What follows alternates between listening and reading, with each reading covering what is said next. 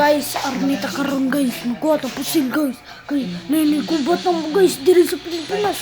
Ang nagubat na mo kay unsa galero nagubat na to? Japan versus Pilipinas. Japan ko guys, maunay among boss. Kinsa gali pangalan mo boss? Solomon Akiana Avenido. Ako boss-bosser ko gamay. Ako si Arnold Ganoha. Shout out sa among video nga tinuod. Ara sa mo guys. Ara sa mo guys ha.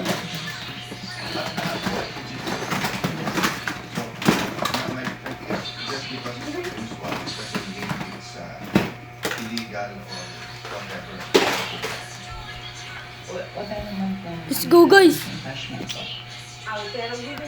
Let's go. Let's go. Nagubat na mo guys. Guys, diri na mo guys. Pasin mapusilan mo guys. Diri na mo ha. Huwat kami ha.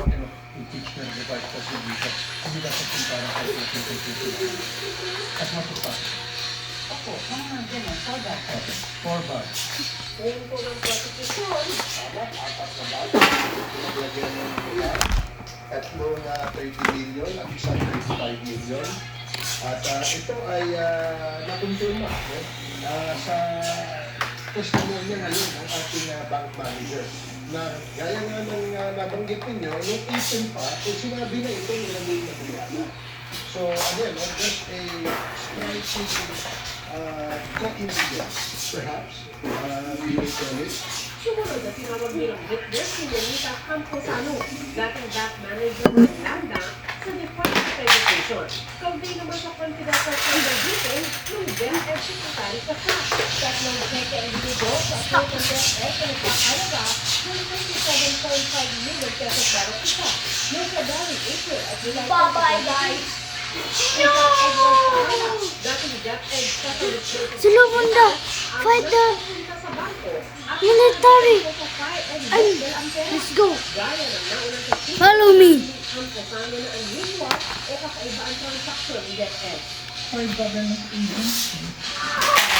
Oh my God! Wala po kayong nakita na hinala, hindi po ba? Opo, ibig sabihin hindi po ilan. Wala naman. Ang ano lang kasi namin sa Opo, ibig sabihin wala po ilan. Hindi na nagpasagdami ng depensa kay Consapilo pero magtanong kay Camposano. Lumakas po sa fire exit dahil Help me the Philippines!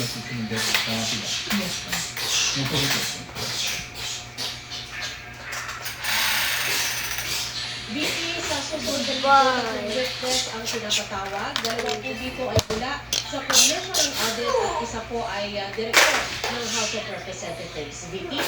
Sandra, noong nakaraang linggo ay napag-usapan ni Senate President Jim Gatchalian at Senador Chis Escudero at ang pagbabago sa takbo ng impeachment trial para na makabilis ito. Sabi nila, ulit muna ng depensa ang kanilang presentasyon sa Article 4 bago lumipat naman sa Article 1. Pero kanina, sinimulan na ang paglalatag ng konstitusyon ng ebidensya para sa Article 1. Ano ang nangyari sa